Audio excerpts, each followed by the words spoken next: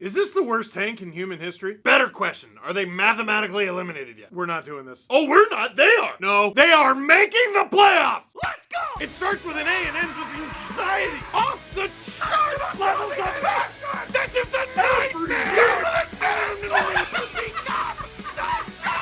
With you wherever you are. Welcome to LFR. Victory puppies! That's $50 for the Humane Society of Durham Region for every win. By the way, these sweatpants right here, available on the SCPN shop. You like that? You like that? Yeah, you like that. I ripped mine, but I've had them kind of a long time. Leafs win! 4-3 over the New York Rangers. Let's talk about that game and the consequences of it. But first, they look powerful out there, didn't they? They look dominant sometimes a little bit. Well, you know what's always dominant is the Toyota Tacoma. Its standard I-Force engine boasts an impressive towing capacity of up to 6,400 pounds. That's so many pounds! Which makes it the most powerful Tacoma ever. So whether you're hauling your gear to the rink or heading to an away game, you can tackle that with ease. Rock any road trip with the available 10-speaker JBL premium audio system, which features a removable and portable JBL Flex Bluetooth speaker. Stay connected with an advanced available 14-inch touchscreen, plus wireless Apple CarPlay and Android Auto right at your fingertips. Then there's Toyota Safety Sense. It has active safety features to keep you and your crew safe on the road. And it comes standard. Experience power, capability, and convenience with the Toyota Tacoma. Visit shoptoyota.ca or visit your local Ontario Toyota dealer and do it during Red Tag Days, which is now, anytime, March through May. Now, let's talk about the game. Look, I can already hear you struggling through the screen. Some of you. I do want to know in the comments, like, what kind of Leaf fan you are right now. And I don't think there's a right or wrong answer. Are you the kind of fan that literally wants them to win every game, including now, when winning might actually not be what's best for the team in the long run? Or are you a tanker? Tanking's for losers. Well, actually, looking around the league, tanking is explicitly for winners. Pretty much any Stanley Cup champion in recent memory has benefited from having a very, very, very early on draft pick. Somewhere in the top 5 and often first overall. Sometimes people struggle with the concept that people do not want their team to lose because they want their team to lose. People want their team to lose because they want their team to win. Which sounds counterintuitive, but that's not how it works. And can I be honest? Right now, watching that game tonight, I can't decide. You know, it's kind of like junk food. Junk food, which I can't eat right now, and I'm so sad about it. That's a story for another day. That's what a win is. It's junk food. It's a bag, just a bag. Just and your fingers are orange with whatever it is, your brand of choice. And you let the crumbs crumble onto your chest and into your lap, and you don't even care. If you could be buried alive in that seasoning like the mummy, you would happily go that way. Anyway, that's what a win is. It's junk food. It's delicious while you're eating it. Of course it's delicious. There is a little part of you, while enjoying that experience, though, that knows this might not be the healthiest option for you in the long run. But after the season that Leafs fans have had to endure, there is part of you that watches them win and you go, no, I deserve this. I have earned a treat. Yeah, but you had a treat yesterday when you beat Boston. I have earned 2 treats. You can tell I've had these conversations with myself a lot. But this wasn't last night in Boston. That was kind of great and unexplainable. The Leafs beat the Bruins to a pulp. It was weird. The Bruins, who so desperately need to win and had like a really gutsy win over the Sabres in overtime tonight. And then the Leafs go home and host the Rangers and get like doubled up in shots by a team that's barely a team. Brother, I was watching that game tonight, and every single time the New York Rangers had the puck, I was like, it's mean that they're still making them play. We had this conversation on the podcast today. It's a 32-team league, right?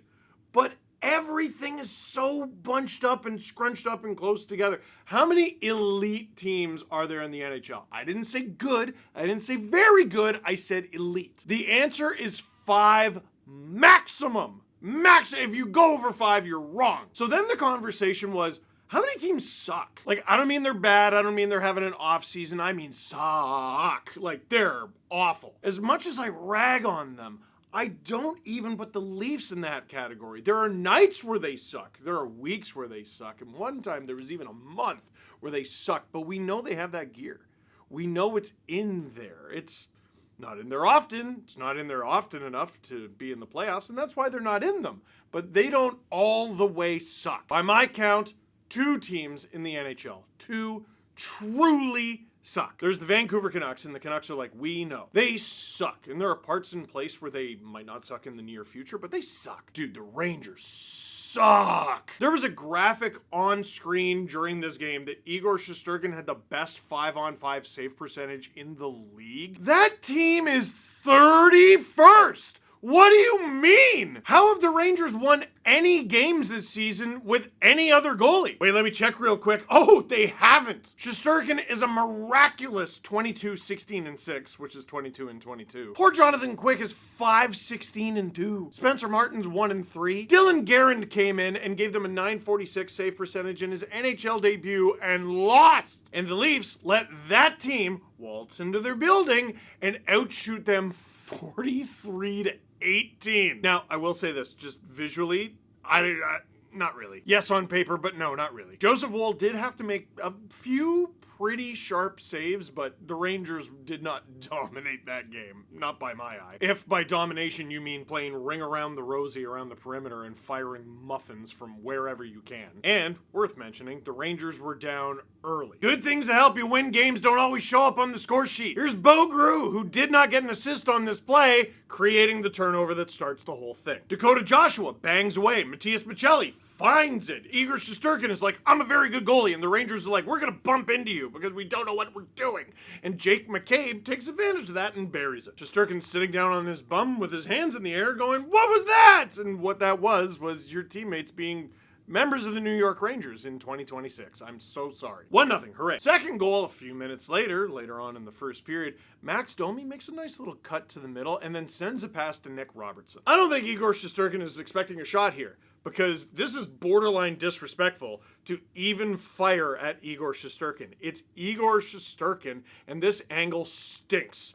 Forgetting, though, that is Nick Robertson and shooters shoot. Struggled to score lately? Doesn't matter, he didn't there. Snipe! Robbie hits the 30-point mark for the first time in his NHL career, and the Leafs are up to an early 2-0 lead. Not enough? Well, you don't have to worry about it not being enough. Second period. Matthias Michelli and Dakota Joshua attack the Rangers, and this should just be a simple 2-on-2. But it's Mika Zibanejad back on defense. Nothing against Mika Zibanejad, he's just not a defenseman. Michelli gets it to Joshua, and man, I was singing Shesterkin's praises. This dude allowed 4 goals on 18 shots, and a bunch of them were just shots. Okay, Jake McCabe, yeah, you were falling down on your bum. Robertson, Joshua, and Tavares later on is just Shesterkin getting beaten by a shooter. Dakota Joshua hits double digits for the Leafs. I am planting my flag in the sand. I like him. I think he's part of the solution long term. I like him. Keep him. I hope he's a Leaf next year. Do other stuff. Do lots of other stuff. But I like Dakota Joshua. He's had pretty consistent chemistry with Matthias Michelli all year, whenever they've played together, of course. And also getting an assist on this play, I didn't notice until Nick Barden pointed it out.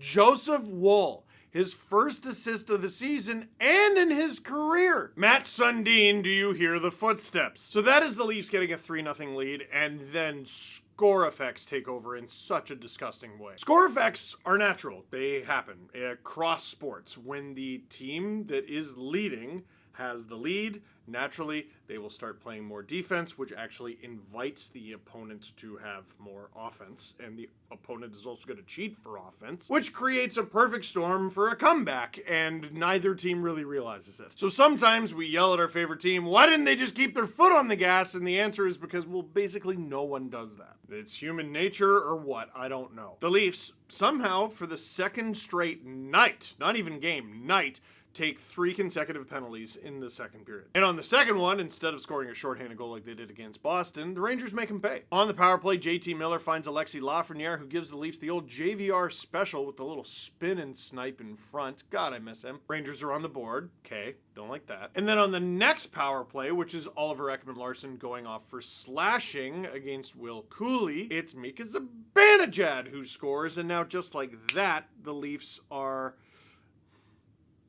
How did you feel? Like, tell me, how did you feel? No, don't give me that look. Don't, you know what I'm asking you. Did you want them to win the game, or did you sort of kind of want them to blow it? Because I'll tell you, the thought had occurred to me. It occurred to me, and while that would be better for the tank, I couldn't help but think, ugh, but a 3-0 lead to the Rangers. No, you're not allowed, no. And in the third period, John Tavares decided, no, they are in fact not allowed. This was vintage. Again, just coming up the wing, cocks it back, rips it. His 26th of the season. I want to see him hit 30 by the end of it. And there's another shooter just beating Shesterkin straight up. 4-2. Now the Rangers get one back. It says over a minute later. I don't believe that. It felt like 10 seconds. Gabe Perreault, who I just found out is Yannick Perreault's son. Wow, I'm old. I'm pretty sure, let me check something. Oh, thank God. Yannick Perreault's last year with the Leafs was the season before I started making LFR videos. Okay, phew. His last season in the NHL was my first season making LFR videos. He was with the Blackhawks. Holy cow. I just don't need to feel that old. Anyway, he got it to Mika Zibanejad, who made a really nice move and tucked it. That was it. Joseph Woll was solid. He's been solid for most of the season, honestly. And the Leafs win a game. And that's a good question mark. Questions. Yeah, first question coming from me. Is there even a point in cheering for the tank at this point? Because, first of all, the Leafs have no control over it whatsoever. And also, even if the Leafs are able to lose so many games down the stretch here, and they get into the bottom 5, there's a chance that they don't actually pick in the top 5 because of other teams winning the lottery and stuff. The better strategy is probably winning. The Leafs moved up a bunch of spots tonight. They're now 21st in the NHL, which sounds pathetic, but within the context of the discussion that we're having, it's kind of good. There are 11 teams under the Leafs. Now, every team in the NHL has at least one game in hand on the Leafs, and I know that because the Leafs have actually played the most games in the NHL. Did you know that? 73. They're the only team. At least at the time I'm shooting this video. Maybe. Oh, wait, no, there were only 2 games tonight. I know, it's dumb. And Friday. There's going to be another 2 on Friday, and then like next week there's 3. It's dumb. The Leafs are 2 points back of Nashville, 3 points back of Vegas, and 4 points back of the Oilers. We're in the wrong conference, man. Can we go back to the West? Can we do that? Listen, losing, first of all, you have to lose. Second of all, you have to do it in regulation. And third of all, you got to get past.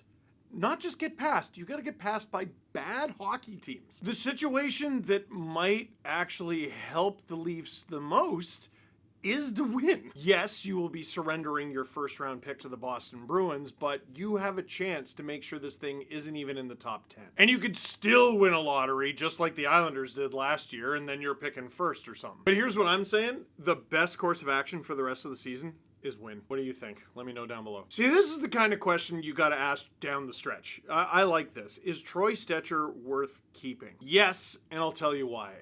Even though next year he's almost for sure going to be playing in a new system because Craig Berube ain't coming back, this is an NHL veteran, puck-moving, right-shot defenseman, and those are difficult to acquire. You were lucky to acquire this one. And this guy, despite being a healthy scratch a few times, leapfrogged people in the organization. You trust him more than others. I don't think he's going to cost very much. He seems to like it here.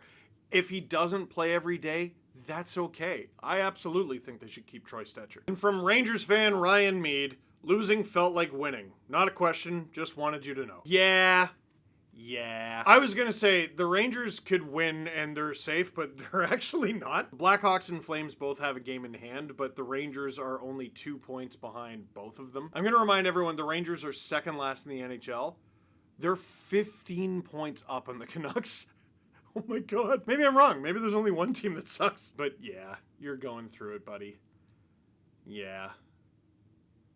Anyway, you should trade Adam Fox for Matthias Michelli. My friends, that is it for this one. Thank you very much for watching. Click like if you like this video. Click subscribe if you really liked it. Tell your friends.